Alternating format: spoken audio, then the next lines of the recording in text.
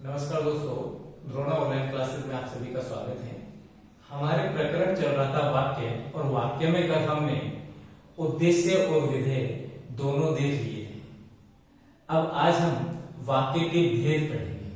अब देखिए, वाक्य हिंदी में 3 प्रकार के होते हैं, जिसमें एक तो होते हैं क्रिया वाक्य, दूसरे होते हैं आपके रचना या प्रयोग के आधार पर वाक्य, और तीसरे आपके होते हैं अर्थ की दृष्टि से वाक्य। तो वाक्य के 3 भेद किए गए हैं। पहला तो हो गया आपके क्रिया के आधार पर,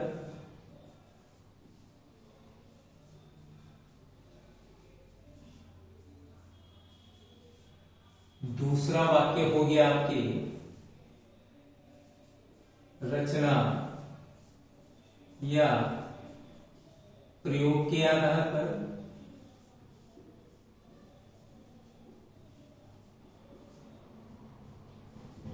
और तीसरा वाक्य हो गया आपके अर्थ के आधार पर या अर्थ की दृष्टि से।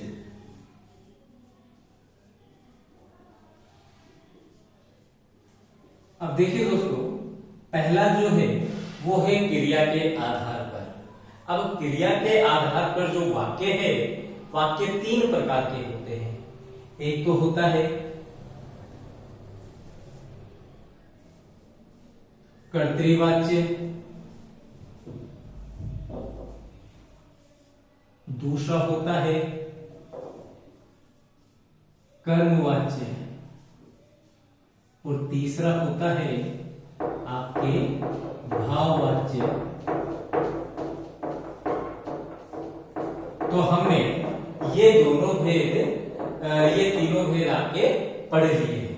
ठीक है, तो क्रिया के आधार पर वाक्य कितने प्रकार के होते हैं?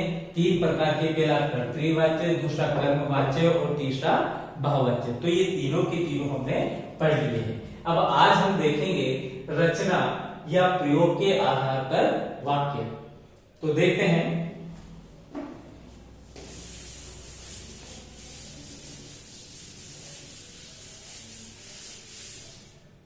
रचना या प्रयोग के आधार पर वाक्य 3 प्रकार के होते हैं, जिनमें पहला होता है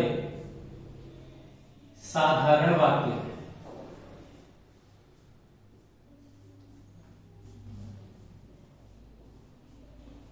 इन्हें हम सरल वाक्य भी कहते हैं। दूसरा आपके हो जाता है संयुक्त या जटिल वाक्य, और तीसरा आपके होता है मिश्र या मिश्रित वाक्य।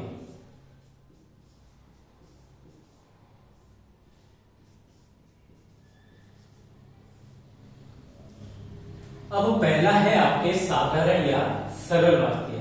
बहुत ही आसान है कि जहां वाक्य में एक उद्देश्य और एक विधेय होता है, वहां पर सरल या साधारण वाक्य होते हैं। जहां वाक्य में एक उद्देश्य और एक विधेय हो, जैसे राम बाजार गया। अब यहां वाक्य में राम एक उद्देश्य है और बाजार गया एक विधेय है। तो जहां वाक्य में एक उद्देश्य और एक विधेय होता है, वह साधारण या सरल वाक्य का उदाहरण होता है। जैसे पक्षी उड़ रहे हैं। तो यहां दोनों वाक्यों में एक उद्देश्य और एक विधेय है, अतः ये दोनों आपके सरल वाक्य के या साधारण वाक्य के उदाहरण हैं। अब दूसरा हम लेते हैं संयुक्त या जटिल वाक्य। देखो,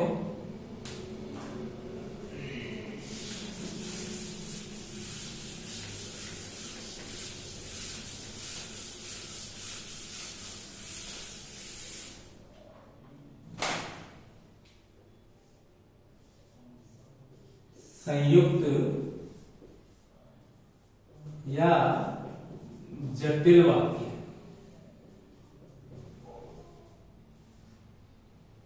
जहां एक से अधिक साधारण वाक्य हो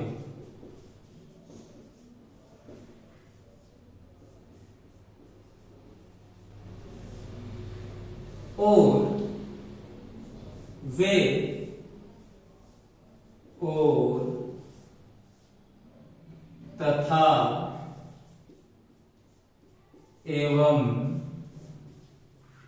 वह लेकिन किंतु परंतु इसलिए आदि योजक शब्दों से जुड़े हो। तो मैंने क्या कहा, जहां एक से अधिक साधारण वाक्य हो सकता है, 2 हो, 3 हो, 4 हो, और वे किससे जुड़े हुए हो, और तथा एवं वह लेकिन किंतु परंतु इसलिए आदि योजक शब्दों से जुड़े हो, तो वहां पर संयुक्त या जटिल वाक्य होता है। देखो जैसे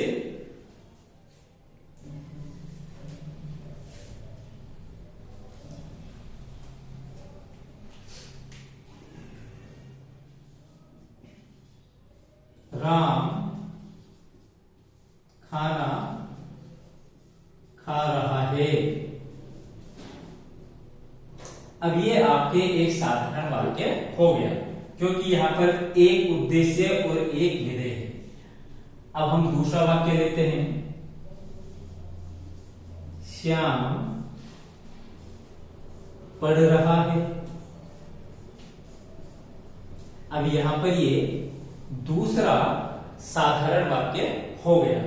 अब मैं इन दोनों वाक्यों को इनमें से किसी भी योजक शब्द से जोड़ देता हूं। तो मैंने यहां पर रख दिया और, तो यहां पर और योजक शब्द हो गया। तो अब ये पूरा का पूरा वाक्य आपके संयुक्त या जटिल वाक्य का उदाहरण हो गया। तो मैंने क्या कहा दोस्तों, जहां एक से अधिक साधारण वाक्य हो और वे और तथा एवं व लेकिन किंतु परंतु इसलिए आदि योजक शब्दों से जुड़े हो, तो वे संयुक्त या जटिल वाक्य के उदाहरण हो जाते हैं। अब हम तीसरा भेद देते हैं इसका, मिश्र वाक्य।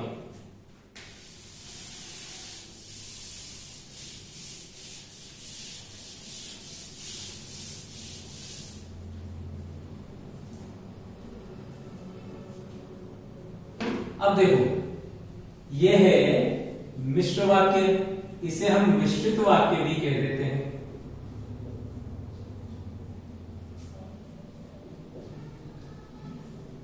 अब मिश्र या मिश्रित वाक्य कहां होते हैं?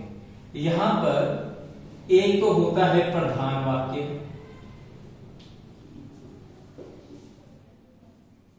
और दूसरा होता है आपके आश्रित उपवाक्य। अब जैसे कि नाम से पता लग रहा है कि यहां पर जो ये प्रधान वाक्य होगा ये अपने आप में पूर्ण होगा, और जो ये आश्रित उपवाक्य होगा ये क्या होगा, आश्रित होगा। अब आश्रित किस पर होगा, पहले वाले वाक्य पर। जैसे हम लेते हैं, सीता रमा की बहन है जो 10वीं में पढ़ती है।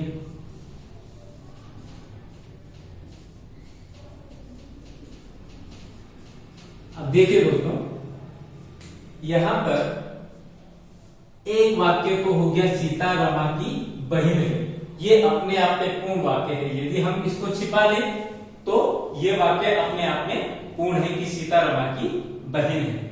अब दूसरा वाक्य हो गया जो 10वीं में पढ़ती है। यदि हम इसको छिपा ले तो इस वाक्य का पूरा अर्थ आपको नहीं मिलेगा। इस वाक्य का पूरा अर्थ कब मिलेगा, जब आप ये पहला वाक्य पढ़ें। तो जो पहला वाक्य है पूर्ण है, तो पूर्ण वाक्य तो क्या कहलाया आपके प्रधान वाक्य, और ये क्या कहलाया आपके आश्रित उपवाक्य।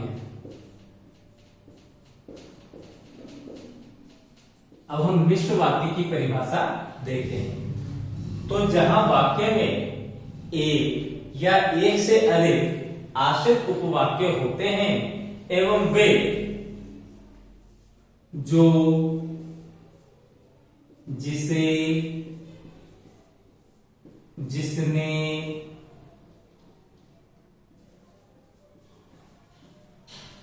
जिसका, की, ताकि, चूंकि,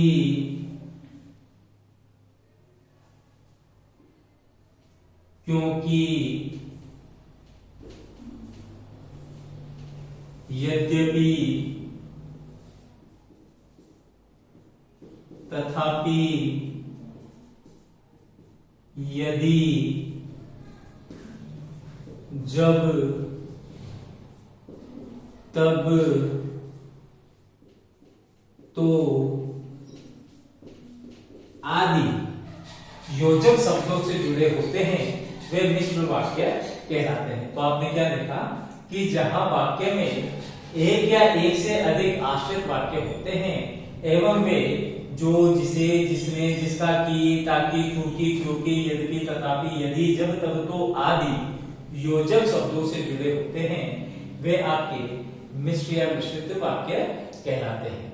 अब यहाँ पर जो ये आश्रित उपवाक्य है इनको तीन भागों में और बांटा गया है। ये हम ये और देख लेते हैं कि कौन कौन से हैं।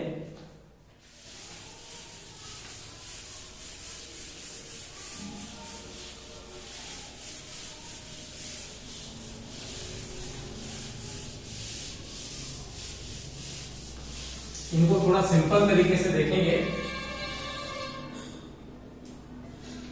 इन्हें तीन भागों में बांट दिया गया। किसको बांटा? आश्रित को।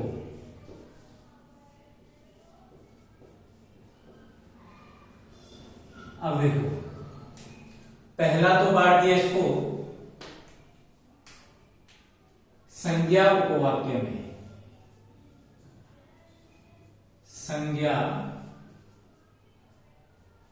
आश्रित उपवाक्य,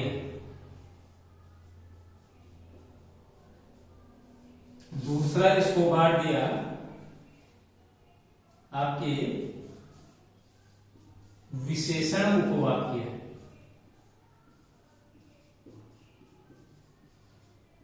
और तीसरा इसे बांट दिया क्रिया विशेषण उपवाक्य।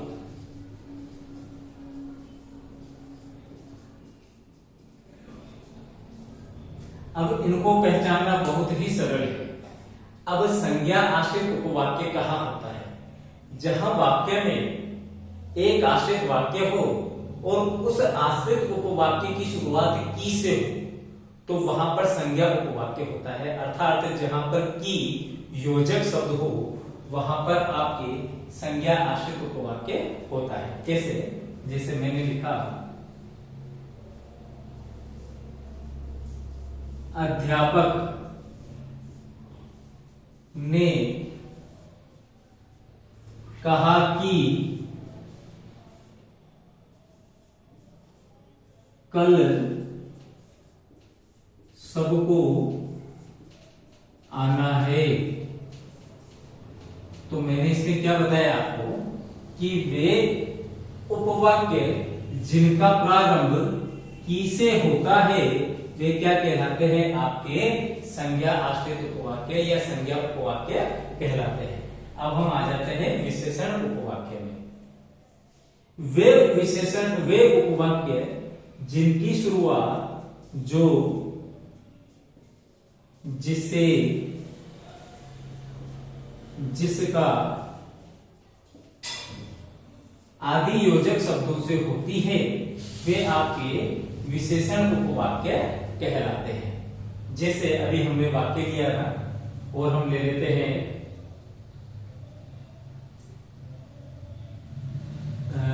जैसे जो मेहनत करेगा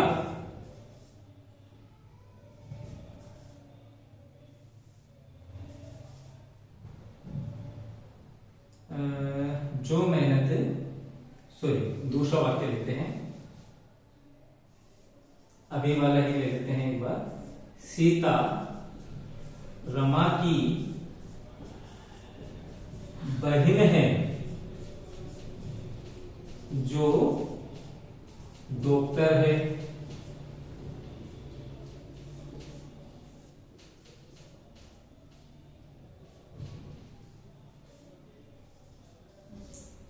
यह वही व्यक्ति है जिसने चोरी की थी। तो यहां देखिए, यहां पर दूसरा उपवाक्य जो है वो जो से शुरू हो रहा है और एक जो उपवाक्य है वो किससे शुरू हो रहा है, जिसने। तो ये दोनों के दोनों जो उपवाक्य है, यहाँ पर ये जो, जिसे, जिसने, जिसका, ये क्या बता रहे हैं, वाक्य की विशेषता बता रहे हैं। तो इसलिए यहाँ पर ये क्या कहलाए, विशेषण उपवाक्य हो गए। अब तीसरा जो है वो है आपके क्रिया विशेषण उपवाक्य।